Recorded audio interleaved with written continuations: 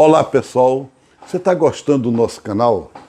Se está, então curta, compartilhe com os outros, com as outras, assine e não se esqueça de apertar, clicar no sininho aí, porque assim o canal vai em frente e contamos com você. Olá, pessoal. Bem-vindos a mais um Caminhando nesta quarta-feira. Tenho a alegria de ter aqui comigo o meu irmão Anderson Guzmão, que vai apresentar o tema. Anderson. Olá, pessoal. É uma alegria estar aqui com vocês. Mais uma quarta-feira, caminhando. E hoje, Marcelo, a gente está em uma desvantagem, né? Nosso querido Darlan está de férias, nos deixou, mas eu espero que semana que vem esteja com a gente. A gente vai falar um pouco hoje sobre a realidade dos povos indígenas, um pouco sobre a espiritualidade deles, né?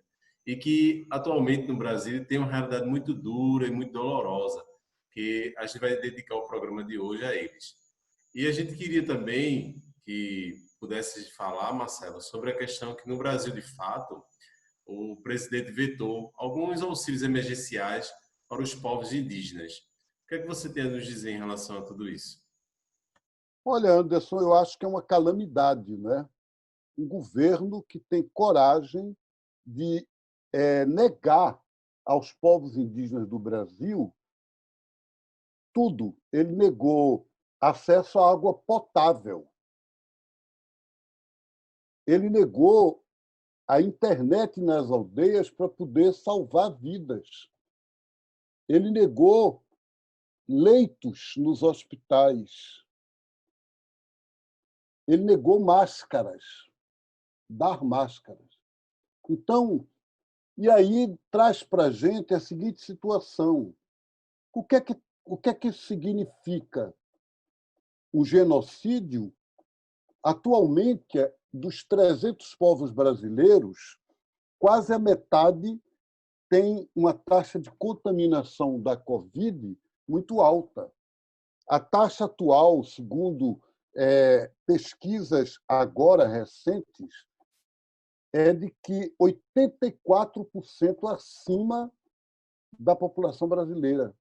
84% a mais de contaminação nas aldeias indígenas, sendo que eles são mais frágeis, mais vulneráveis. Como é que vão resistir?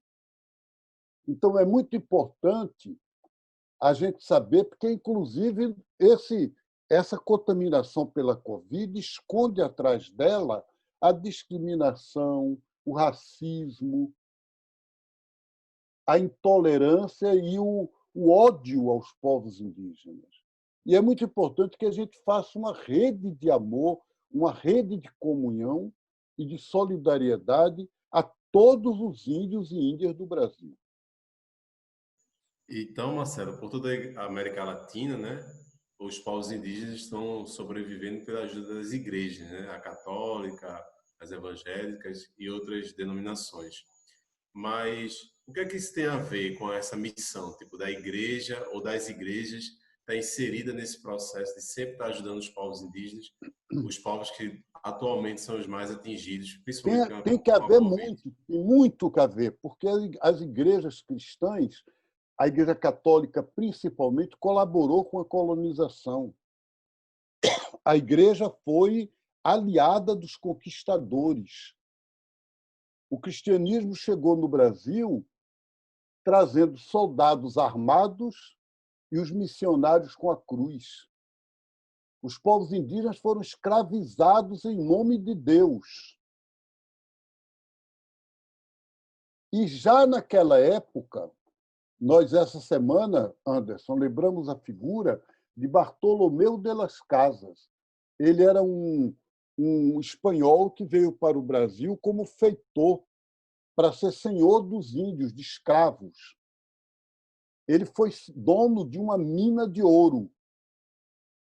E, de repente, vendo o sofrimento, a escravidão, a discriminação, o horror que os povos indígenas viviam, ele se converteu e resolveu ser frade dominicano e começou a defender os índios. Foi tirado da República Dominicana, naquela época tinha outro nome, porque donos lá dos índios não toleravam ele. E a igreja o colocou como bispo de Chiapas, onde hoje começou a rebelião zapatista, no sul do México. Não conseguiu também ficar lá. Os espanhóis acabaram mandando ele de volta para a Espanha. Mas, mesmo na Espanha, desterrado, ele escreveu livros de teologia dizendo: na pele dos índios eu vejo Cristo que sofre.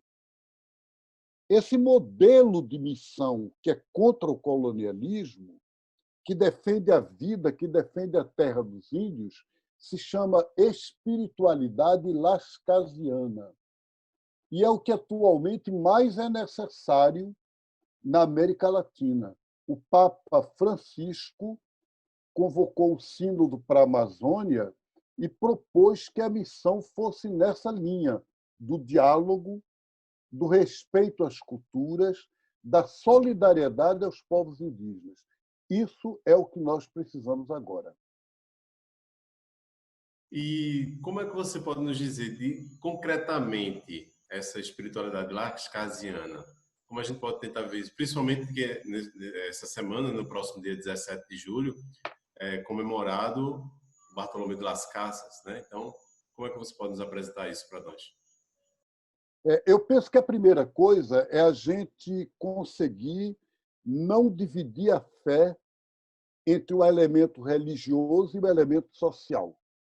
Quer dizer, a fé se vive no mundo e se vive como testemunho do reino de Deus. Não é na hora que eu rezo para viver isto. Então, a oração tem seu valor, a missa, o culto tem valor, mas como instrumentos para me ajudar a ser mais humano e mais solidário. Primeira coisa. Segunda coisa, quem apoia esse governo, ou quem acha que tudo bem, não tem nada a ver com isso, se coloca numa linha contrária de Deus. Então, quando você pergunta o que fazer concretamente, é tome posição. Esse governo pode fazer isso, negar água, negar vacina, negar máscaras, porque ainda tem um grupo de brasileiros grande que o apoia. Se todo mundo que é cristão tivesse consciência da sua fé e dissesse não posso apoiar, como não posso apoiar Hitler, como não posso apoiar Mussolini, como não posso apoiar nenhuma ditadura, não posso apoiar um governo que é destruidor da vida, dos índios, da floresta, de tudo. Então, neste momento, a gente começa a praticar uma espiritualidade lascasiana.